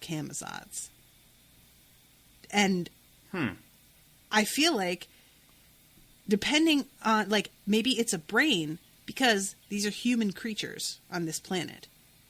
But if it were another planet with a different type of creature, it would be whatever their mind is fashioned like. You know, it's like maybe it's biologically matching. Yeah. It's interesting because we do know that it doesn't, like, directly control everybody at the same time. Mm-hmm. It only directly controls who it wants to, but it seems like it can do that whenever. Right.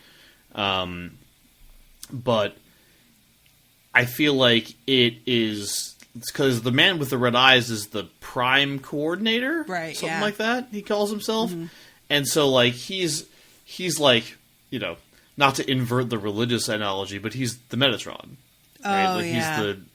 He's the one who, you know, it speaks to him, and he kind of gives the orders and makes sure everything's functioning. And I feel like as we go deeper, it's like, okay, so it speaks directly through him. He tells the people in the server farm what to do, and then they relay the messages. And it is entirely possible that, like, the system continuing to function is one of the main reasons why everybody continues to be this way. Because if there's a gap in the functionality at any point, like, the spell might get broken. Right. Right? Like, because that's why we need to get rid of all of this, because if anybody thinks for a second that things could be different, then, like, they might start to wonder how different and why, and how can I make it so? So this is when Charles gives in. And Yeah, they first have have dinner. I was about to say, they first have this weird turkey dinner that Charles can't taste. It's all synthetic, the man with the red eyes says. And, like, Meg, at first, she's just like, we shouldn't be eating the food they give us. And this dude is like, no, it's not going to hurt. We're not going to poison you. It's just synthetic food. It doesn't actually have a taste. But, you know, I can get in there and make you think it does, so it's fine. And I was just Right, like, but he can't get into Charles's mind. yes. So Charles is sitting there just like, this sucks. What the fuck? I can't taste anything. I don't smell anything. What are you even talking about? It's so funny because, like, the food thing, it's just something that Meg, like, kind of comes up with when she's determined to be super obstinate. Like, that's her plan of attack. She's like, well, you have to feed us. And the dude's like, all right. And she's like, no, don't fucking eat the food. What's wrong with you? Yeah, Meg's, like, so used to being, to adults, like, resisting anything that she demands, that when they're just like, yeah, no, I'll do that. She's like, that's not... She's like, hey, no, that's not what I wanted. No, don't eat. It's probably poison, guys. Either way, we shouldn't eat it. Don't eat the food! So finally, Charles Never eat is the just food. like, all right, listen, guys, you know that I kind of have to do this because we're obviously not going to get any further if we don't agree to this. So he makes eye contact, and eventually his own pupils just disappear. And he's just got these, like, blue circles, which is super creepy. It's so funny because, like, every time I read this book, and this time was no exception, every time I read this book, I expect his eyes to go red and start glowing too. But that's not what happens. Yeah. He just loses his pupils and his blue eyes. Yep. Yeah. Yeah, so he starts talking, and it says, his voice, Meg thought, might have been a recording. There was a canned quality to it. We've been all wrong. He isn't an enemy at all. He's our friend. Nuts, Calvin said rudely. You don't understand, Calvin. Mrs. Whatsit, Mrs. Who, and Mrs. Witch have confused us. They're the ones who are really our enemies. We never should have trusted them for a minute. He spoke in his calmest, most reasonable voice, the voice which infuriated the twins. He seemed to be looking directly at Calvin as he spoke, and yet Meg was sure that the bland blue eyes could not see, and that something else, was looking at Calvin through Charles. Yeah, this is so creepy. I hate it so much. Yeah. And Meg is trying to physically, like, restrain Charles. And it turns out Charles got super strength now. And he just throws her off like it's nothing. And it's like, bitch, don't waste my time, don't waste yours. Yeah, and Calvin, like, tackles him, but he gets dragged off by the Imperial Guards or whatever. Yep. I do love that at one point, the first time Charles tries to enter the its mind, like, tries to give in, like, for the sake of science or whatever, his pupils start to dilate, and Meg's like, oh, fuck this, and she just, like, knocks him over. And the guy's like, why would you do that? I almost had him. Yep. He was going to be happy. And he's like, all right, I'm going to show you Dad. He calls him Father. Mm-hmm. He calls him Murray at first. Yeah, Murray, eventually, yeah. And then as they're heading up there, he's saying, on Camazotz, we are all happy because we are all alike. Differences create problems. You know that, don't you, dear sister? No, Meg said. Oh, yes, you do. You've seen at home how true it is. You know that's the reason you're not happy at school, because you're different.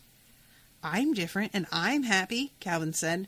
But you pretend that you aren't different. I love that so much. I'm different, and I like being different. Calvin's voice was unnaturally loud. Maybe I don't like being different, Meg said, but I don't want to be like everybody else either. Yeah, and then they get out of the elevator, and Charles low-key tries to trap Calvin in there and leave him behind. And Calvin just manages to jump out with them and not be left. And she's like, did you just try and leave Calvin there? Is that what you're... I'm merely trying to teach you to stay on your toes.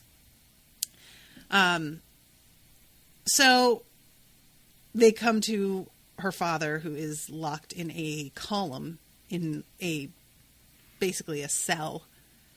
And yeah, transparent column, as they say. Yeah, and when she's in there and she, like, at first she has the glasses on so she can see him fine, but once she takes them off, she realizes that it's pitch black in there. Like, and how long has that guy been trapped in there? That's horrifying. He's just been suspended in basically like a sensory deprivation tank for years. Yeah. At this point. And he can, like, hear her and feel her, but he can't see her. Yep. And it's interesting because, like, sight is such a weird theme in this book. Yes. At certain points. Eyes and sight are kind of all over the place. That's true. Yeah. But, seeing the light, so to speak. I don't know. But she gives him the glasses, and he is able to pull her and him out of the cell.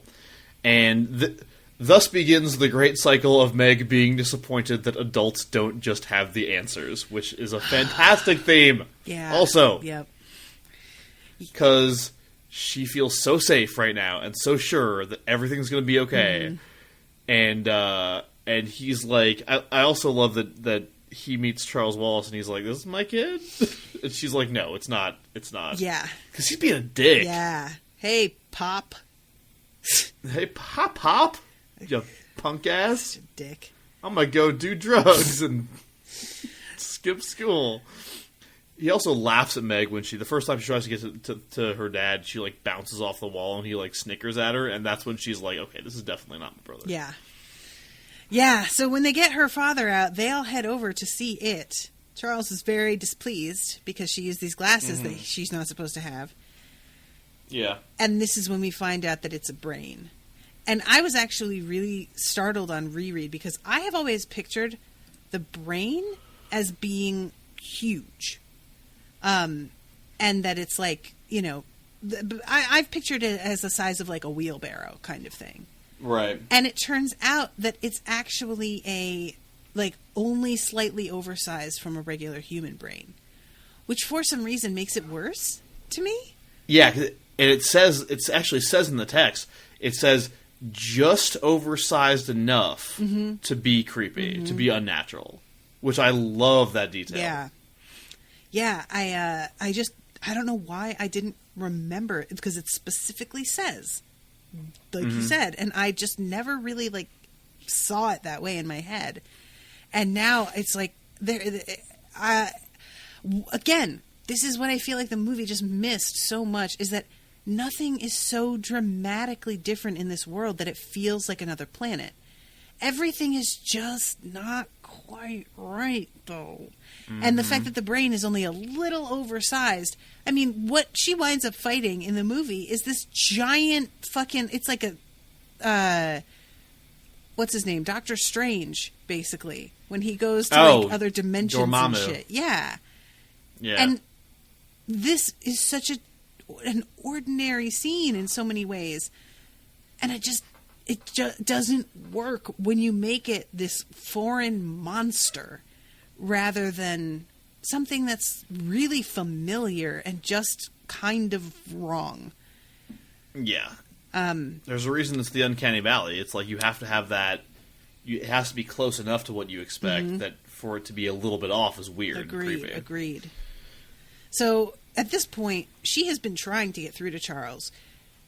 And Calvin has a couple of times almost succeeded. Like, he's able to, like, look at him and make contact in a way mentally that he wouldn't ordinarily be able to do. And it's not ever quite enough. And they finally feel themselves starting to really get taken over, because the description of this is so cool that, like, as they enter this building, they get, like, sucked into it. They don't even enter it, really. They get drawn in. She can feel the force of the pulse of this being forcing her heart to beat and her lungs to expand and contract in the rhythm that it is forcing on her. The same rhythm of the ball and the jump ropes and everything. So creepy. Yeah.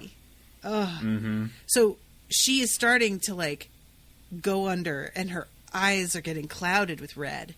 And all of a sudden Calvin's like, you need to test her, let's go. And her dad grabs her and Calvin.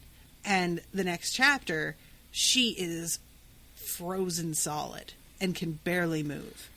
And it's clear that she came very, very close to dying. And the black thing almost completely took her over, and she's still in its control. So once she starts coming to her senses and is able to talk, the first thing she does is lash out at her dad. And just is like, I cannot believe you fucking left him there. We have come all this way to try and find you because I thought that would make things right. And now it turns out you don't know what the fuck you're doing. You left him behind after everything that we did. And now we're stuck where? And we don't know how to get back. And I can't believe that you aren't even formulating a plan. Do you even give a shit? And her dad is just like, he's feeling it, kind of. Like, she's landing some blows. He's blaming himself, you know? And that's the part that I find the most upsetting. Is it's not just him being like, why are you being so mean to me? It's him being like, you're right. I know. Like, I really fucked up. And I'm like, stop it, Mr. Murray. You don't understand. She's not herself right now. Well, and especially because, like, he's also just tessered, which is the thing that fucking got him into this mess in the first place. He's done it badly. He's lucky that real lucky that they even survived the act of tessering, and as a result of the act, his daughter is, like, in really bad shape.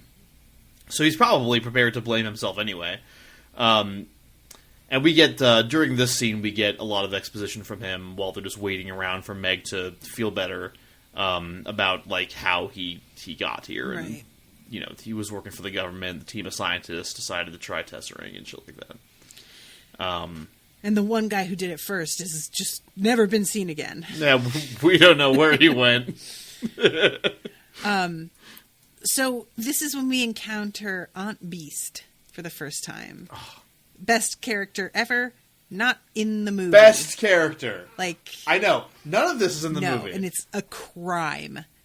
When I realized that they were skipping over this completely, I can't tell you all how upset I was. I just couldn't believe that they would just leave this out. It's so important! It's so funny because it had been so long since I read the book that when I saw the movie, I didn't even remember this part. I didn't remember they had left it out. And so I was reading the book and I was like, what the fuck? What is this? Ice planet? What the fucking big creatures with tentacles? And then I was like, oh yeah, I can't believe they left that out of the movie. Yep. Aunt Beast made a huge impression on me as a kid. So I was low-key waiting for that for a minute. And when they just don't do it, I was disgusted. I was just like, the whole thing, like, so the creatures are real creepy looking, but it turns out that they're able to talk to them using words. It's just the sound comes out of their tentacles somehow. Yeah. They don't have eyes, so they can't see. So when Meg tries to relate to them by explaining what things look like, it does not mean anything to them. And she has a momentary just like, I don't know how to tell you anything because I relate purely on what things look like. Which, again, now that you've pointed out how much seeing things is a theme, I didn't really realize that. But looking at it now, I'm like, oh, yeah, it's meant to be just like, hey, that's not all something is. What it looks like is not what it is. And Right. that's just such a simple lesson, but it is repeated a lot, and it's a good little bit of reminder. Yeah, it's a major theme in the book that I never picked up on before. Yeah. But just a lot of stuff about how what you see is not what you Yeah. get. AKA, don't judge a book by its cover. Right, exactly. And she has to recover for a while because of what she went through. But once she starts to feel better, they take her to this meeting with some of these other creatures and her father and Calvin. And they've been trying to explain the Mrs. W's. And it's like, while she's not doing a good job explaining, it seems to me like the act of trying to evoke who they are to these creatures is what sort of summons them. Mm-hmm. And this turns into a really uncomfortable sort of confrontation, in which the Mrs. W's are sort of, what's the word? Disapproving of Meg in a way that they have not been this whole time. They have been very patient. They have understood that she's a child. And at this point, all the people, and Aunt Beast as well, are starting to get irritated. And Meg leans up against Aunt Beast for comfort at one point, and Aunt Beast is just like, I don't think so. I am not going to be comforting you right now. Well, and we should say Aunt Beast is her caretaker specifically, Right. like the specific one of these creatures who's been assigned to take care of her, and they form a really sweet bond. Mm-hmm. And Aunt Beast is like, the name Aunt Beast comes from Aunt Beast like reading her mind, being like, think of like titles for people, and I'll tell you which one is appropriate. Right. And she settles on Aunt, which is just really sweet. She's like, I am not your mom, but I'm here for you. I love you, and I'm here to take care of you. But you're right. In this moment, she's like, you can't hide with me. Yeah. This is something you got to look at. And the point ends up being like, what do you want us to do, Meg? You have to do it. Yeah, at first, I like that it's mentioned specifically, she reacted as she would have reacted to Mr. Jenkins.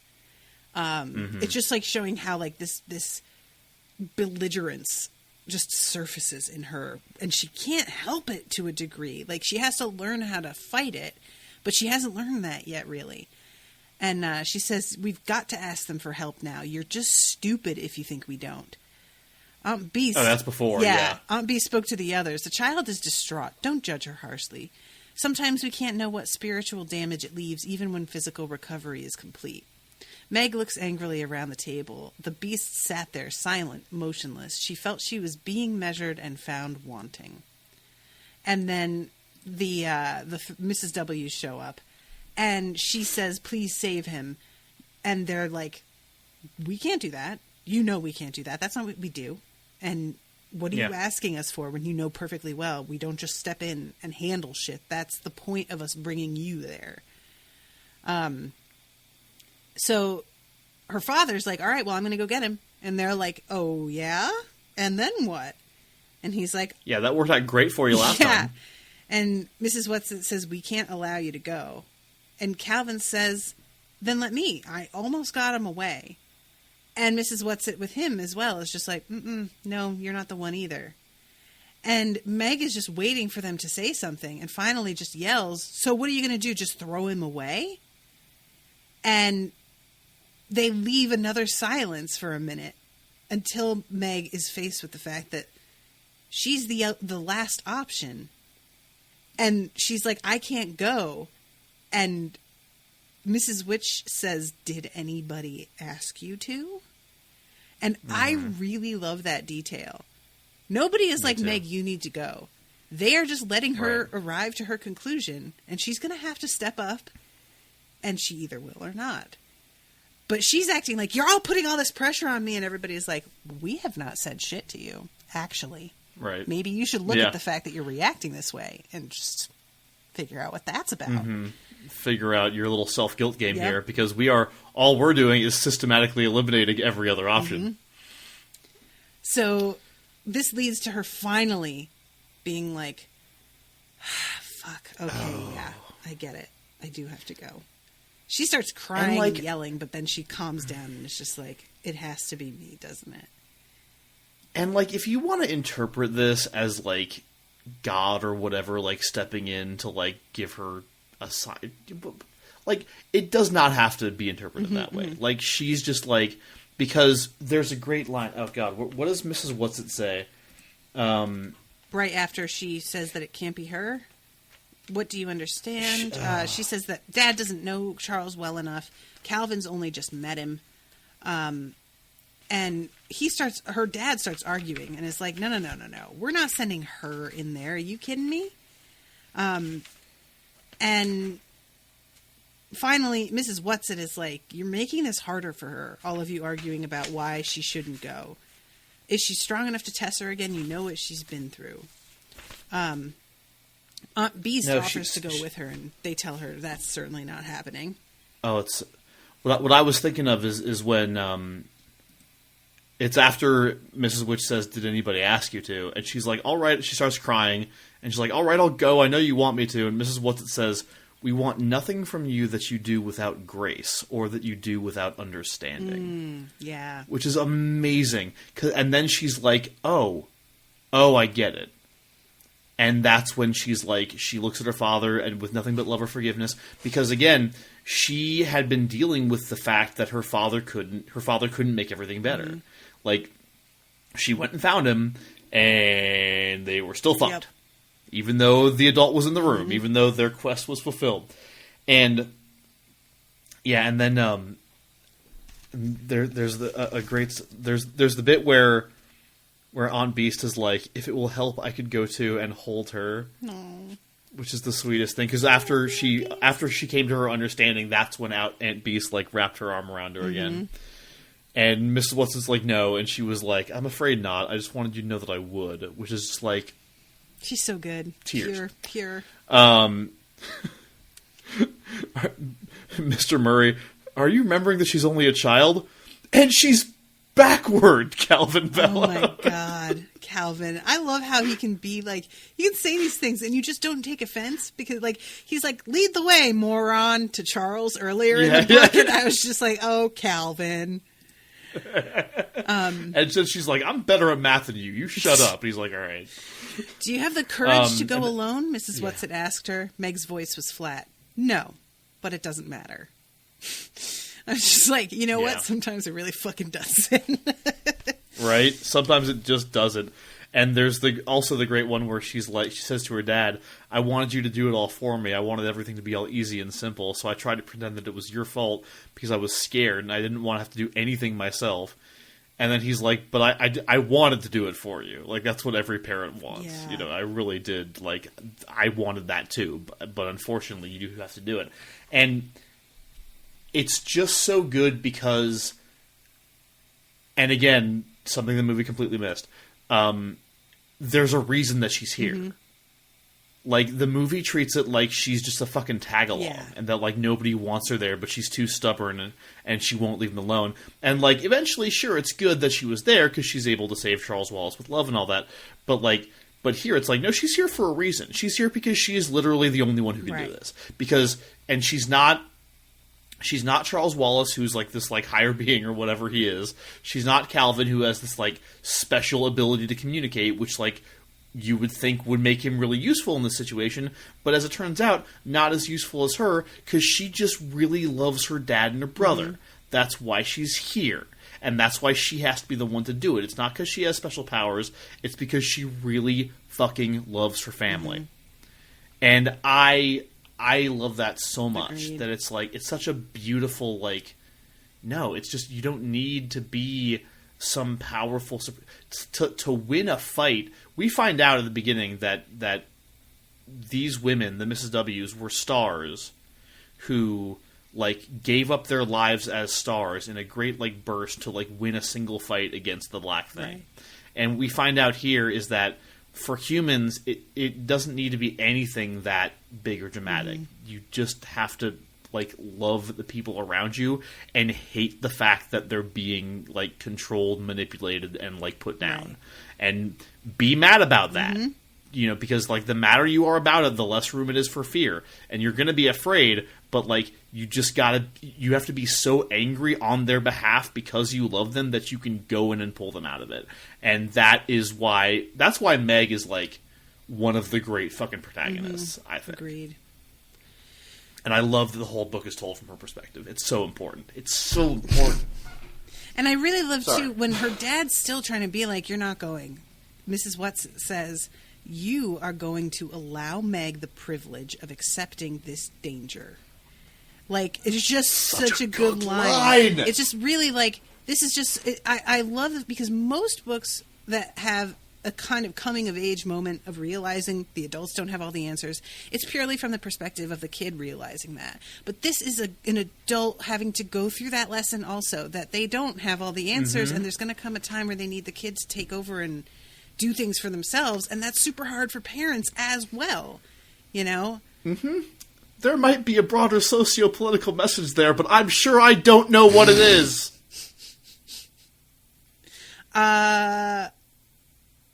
What we're saying, guys, is fuck capitalism. Revolution. So Meg goes and loves her brother to hell. Loves him to hell. And takes him back with her. She saves him and gets him the fuck out of there. Yep. And it's like she gets Tessered. She feels the presence of the three Mrs. W's around her the moment that he, like, runs to her. So they pull her right out of there immediately, and they land in the twins' vegetable garden back at the house. Yep. And they're home. Also, Calvin kissed her before she left. Oh, right, I forgot about that. And she's like, ee! Yeah. She's very happy about it. So, yeah, it's just a really good book, guys. Really good moment, really good ending, really good character. And I love everybody. Kind of abrupt ending. It is but a little, but it works. But yeah. And go ahead. Part of me thinks that's the reason that they built in that whole arc about her learning to Tesser is because it's like, well, we can't just like have them magically go home at the end, you know? Yeah, but maybe. I don't know. I feel like there's a way to do that though. That would have been all right. What do I know? I'm just speculating as to because it is a little bit like. You know, because her winning back Charles from it with love is like the big deal, and then after that, and it feels like Langella was like, well, there's really no story after this. That's the big thing. So, I mean, did we previously establish that maybe the Mrs. W's couldn't just come in and whisk us out? Right. Yeah, it's not really clear, so we're just gonna do it. And they land in the garden, and everything's fine. And it even ends with like, it ends with the whole family like coming together. And then the Mrs. W's are like, we will have to say proper goodbye too, but we have to go. And then they're just gone. Yeah. They're just gone. And that's how the book ends. And it's like, it's great. It fits the tone so well. Yeah, it does. And Agnes is asking a question here and asks, have you read the sequels? And yeah, Agnes joined us a little late, but we talked about that earlier.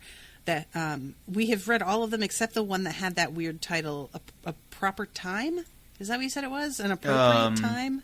An unacceptable time. What a weird name. So yeah, I haven't read that, but I've read like Swiftly Tilting Planet, Wind in the Door, Many Waters. Like I've read all of those. Yeah, Swiftly Tilting Planet I don't remember much of. I think that's the one where Charles travels around from different times. Yeah, it is. Yeah, yeah. I remember Wind in the Door is a really great book. That's the one where Charles gets sick and they have to go inside. She and Calvin have to go like inside his mitochondria. It was the word that taught me about both cherubim and mitochondria. Right, so science and religion, everybody. And then Many Waters, we talked about a little bit. I kind of want to go back and read that again after your comments on it. All I remember is that like there were a bunch of there were like two different kinds of angels or something like that. And one of them had white wings and one of them had black wings. And they all got to turn into their own personal cool animal forms. And I was super into it. Yeah, I think that like whole idea is rad. But there's like the dark angel that is hanging around with Tigla. And there's a lot of like kind of slut-shamey like, oh, she's the bad girl because she barely wears any clothes. And she's always really flirtatious and wears tons of perfume and makeup and stuff. And it was just really weird. So not a huge fan of that. But I was a kid when I read this. I should have remembered the part about the girl in no clothes. But yeah, whatever, she's like, she tries to seduce one of them at one point, and he's just like revolted by her. And yeah, you know what? I do start to actually remember this now. Yeah, okay. Yeah, not great. Not great, Bob. So, all right, we're going to have to wrap this up because we only have like 3 minutes left before this is like automatically cuts us off on Crowdcast because it's been almost 2 hours. This is going to end as abruptly as the book did. But, sir, thank you very much for joining me on this. This was a lot of fun to talk about. Yeah. And I hope that you guys enjoyed the coverage. Thank you for having me. And I really want to hear from y'all, like, about your impressions on this, because this book has a lot of moments that are sort of open to interpretation. So if you guys came away with a very different idea of some of the things that Miles and I talked about, I would be very interested to hear about that.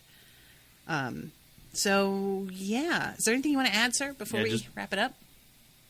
Don't ask us for chapter-by-chapter coverage of these books. We can't do it. Won't be done. Sorry, guys. Love you, but our lives are planned out for the next, 7 or 8 years, and... Yeah. We are booked until seniority. That's a really good name for our podcast. If we didn't already have one, we could just call it We're Booked. We're booked. Boom. Oh! I love it. I might... Can I steal that? I might want to steal. I might try to Go steal find that. the domain and see if it's taken. Okay, I'll check it out. All right, guys. I've already got new podcast in the works. I can't. Well, just lay claim to it. We need to copyright it. I'll get in touch with Krista. She does that stuff. Be like, Krista, copyright this real quick. Krista can handle this. All right, guys. Thank you all again for joining us in the chat. Really do appreciate having you here. And yeah, it was really fun. It was fun. And we will be seeing you in a couple of weeks. I will be covering the Poisonwood Bible from Chris, a.k.a. Bitches, from the Buffy podcast. So the Barbara Kingsolver book? Yes. And I have not read it. Nice. Chris has read it 7 times, she said. Many times. So I will be the unspoiled one coming in on that. So I look forward to listening to that because I know her and I hung out with her daughter as a kid. Weird. And my mom dated her. My mom dated her ex. So yeah, she's from Tucson. What? She's from How Tucson. are you going to drop this when we have a minute left? I can't believe this. We call it tease that will never ever be followed up on. I hate you so much. All right, guys. See you next month. Not with Miles, who knows Barbara fucking Kingsolver. Bye. Toodaloo, motherfuckers.